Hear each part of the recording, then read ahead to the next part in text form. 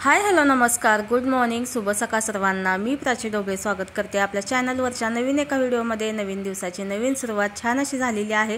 तर बघा आज मी तुमच्यासोबत संडेचं मॉर्निंगचं रुटीन आहे ते शेअर करणार आहे। तर 2-3 दिवस झाले गॅपच पडलेला होता ब्लॉगला, तर ब्लॉग आलाच नव्हता कारण का कंटेनच काय नव्हता, तर तुमच्यासोबत मी काय शेअर करणार असं झालेलं होतं ते। तर आज संडे आहे तर आज स्पेशल असं मी रसम बनवणार आहे। तर रसम रेसिपी साऊथ इंडियन रेसिपी आहे, खूप छान मस्त आहे। तर नेहमी आपण सांबार बनवतो इडली डोसा सोबत, एकदा रसम पण बनवून बघा। तर तेच मी आज बनवणार आहे, त्याच्यामुळे चला म्हटलं ब्लॉग पण बनवून घेऊया। कारण का ना बऱ्याच ताईंना ना मी जी रेसिपी बनवते ना तर त्या आवडतात, त्याच्यामुळे म्हटलं आज रसम बनवणार आहे तर ते तुमच्यासोबत पण शेअर करावं, त्याच्यामुळे मी आज ब्लॉग काढलेला आहे। तर चला पहिल्यांदा म्हटलं चटणी बनवून घेऊया। तर खोबऱ्याची चटणी आणि रसम आणि इडली असं बनवणार आहे। तर इडलीचं मी पीठ कालच भिजायला घातलेलं होतं। बऱ्याच वेळा मी इडलीची रेसिपी म्हणजे मी जशा इडल्या बनवते ना तसं मी तुम्हाला बऱ्याच वेळा शेअर केलेलं आहे, त्याच्यामुळे ते काय तुम्हाला दाखवलं नाही आहे मी।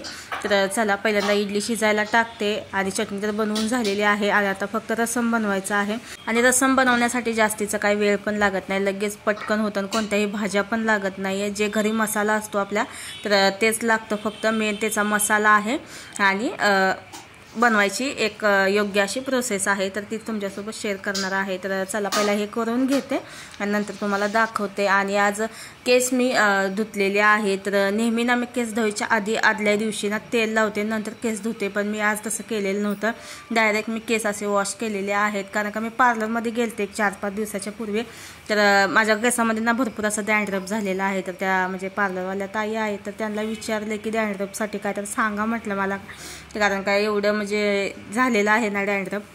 तर घरचं म्हणजे उपाय करते, काय काय लिंबू लावायचं, परत ना कोरफड वगैरे लावायचे, पण ते काय कमीच होणं झालं आहे। तर त्यांना विचारलेलं होतं तर त्या बोलल्या की सध्या तरी तेल लावू नका, बोलतात की डॅन्ड्रफ झाला ना केसामध्ये तेल लावायचं नाही, आणि तेल लावल्यामुळे कसं जास्त प्रमाण होतं म्हणे त्याचं, तर ते कसं म्हणजे चिपकून राहतं ना असं डॅन्ड्रफ, त्याच्यामुळे ते जास्त प्रमाण होतं। बोलतात की जोपर्यंत डॅन्ड्रफ कमी होत नाही ना तोपर्यंत तेल लावू नका, असं त्यांनी मला एक टिप्स सांगितली, तर ते तुमच्यासोबत म्हटलं शेअर करावं कुणाला जसा प्रॉब्लेम असेल तर।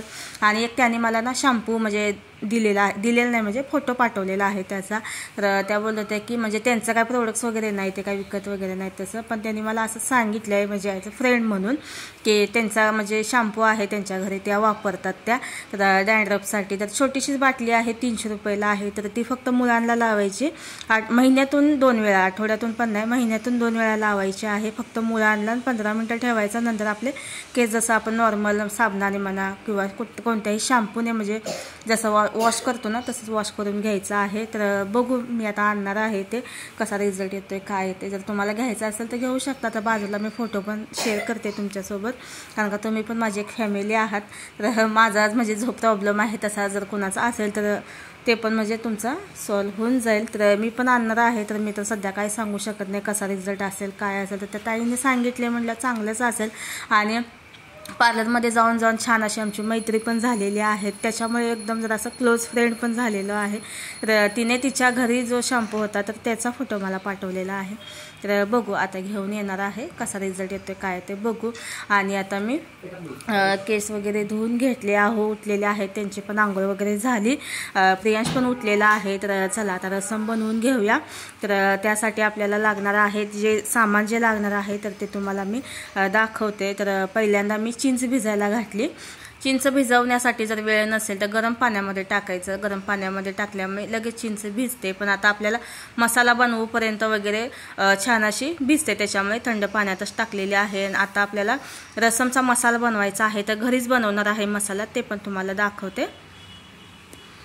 तर बघा एवढं आपल्याला लागणार आहे मसाल्यासाठी। तर तुरीची डाळ घेतलेली आहे, कढीपत्ता, सुक्या मिरच्या घेतलेल्या आहे 4-5, धना घेतलेला आहे अख्खा, मिरे आणि जिरा घेतलेला आहे। तर एवढा आपण मसाला काढून घेतलेला आहे। तर आता आपल्याला हा हलकासा भाजून घ्यायचा आहे, तेल टाकून हलकंसं मी भाजून घेऊन हा मसाला मी बारीक मिक्सरला वाटून घेणार आहे। आणि इथे मी टमॅटो शिजायला टाकलेले आहेत, 3 टमॅटो घेतलेले आहेत।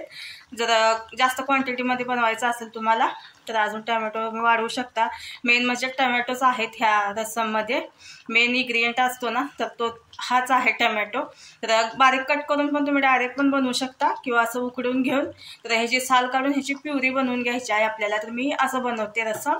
तर चला आता हे टमॅटो शिजले एक 5 मिनिटं मी फक्त शिजवून घेणार आहे आणि नंतर ह्याची साल काढून प्युरी बनवून घेणार आहे आणि हा मसाला मी भाजून वाटून घेते आणि तुम्हाला दाखवते।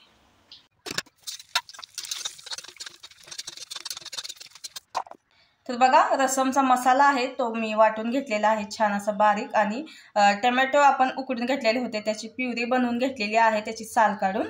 इथं आहे चिंचेचं पाणी तर हे आता मी गाळून घेते आणि आता आपण रसम बनवून घेऊया।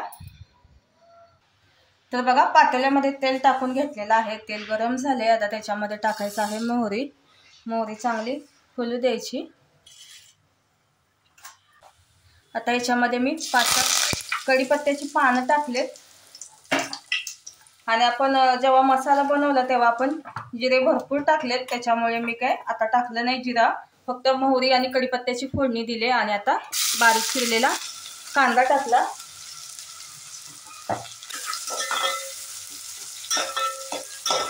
कांदा चांगला परतून घेऊया गुलाबी रंगावरती येऊपर्यंत। थोडंसं हिंग टाकायचंय।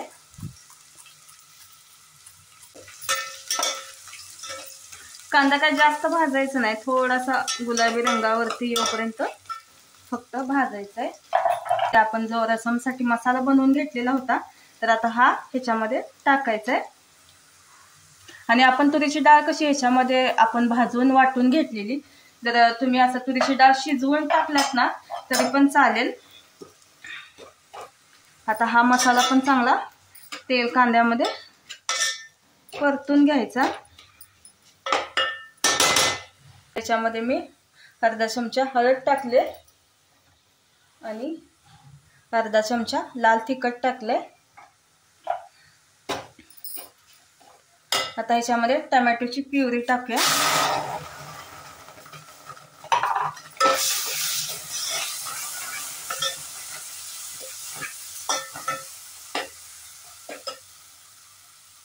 आता टाकायचं पाणी।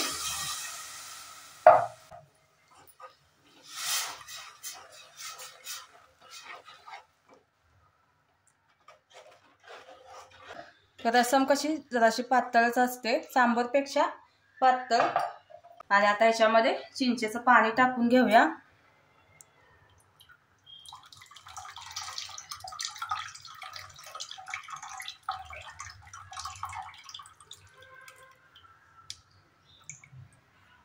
टाकायचं आहे मीठ। अशी फ्रेश कोथिंबीर टाकायची। तुम्हाला सांगते इतका भारी फ्लेवर म्हणजे ह्याचा यायला लागलाय की नाही पूर्ण घरभर असं ह्याचा म्हणजे सुगंध यायला लागलाय। बघा उकळी यायला लागली आता आणि असं पातळच असतं रसम जास्त घट्ट नसतं। इडली सोबत खूप छान लागतं जसं आपण म्हणजे सांबार सोबत इडली खातो ना तसं रसम सोबत एकदा खाऊन बघा त्याच्या। तर बघा मस्त अशा इडली पण तयार झालेल्या आहेत पांढऱ्या शुभ्र एकदम मस्तच लुसलुशीत आणि चवदार अशा म्हणजे इडल्या लागतात ह्या। तर प्रियांशला भरपूर आवडतात तर नेहमीच सांगते मी तुम्हाला प्रियांशला आवडतात। छान झालं इडली। तर बघा प्रियांशनं चालू केलेला आहे इडली खाण्यासाठी त्याला भरपूर इडली आवडते आणि पोहे टाकून जी इडली बनवते ना त्याची चव जरा वेगळी असते ना तर ती त्याला फक्त आवडते। बाकी इतर म्हणजे इडली आणल्या ना विकतच्या वगैरे तर तसलं खात नाही बाकीच्या कुठल्याही वेगळ्या अशा म्हणजे इडली बनवायला खात नाही हीच फक्त इडली त्याला जास्त आवडते।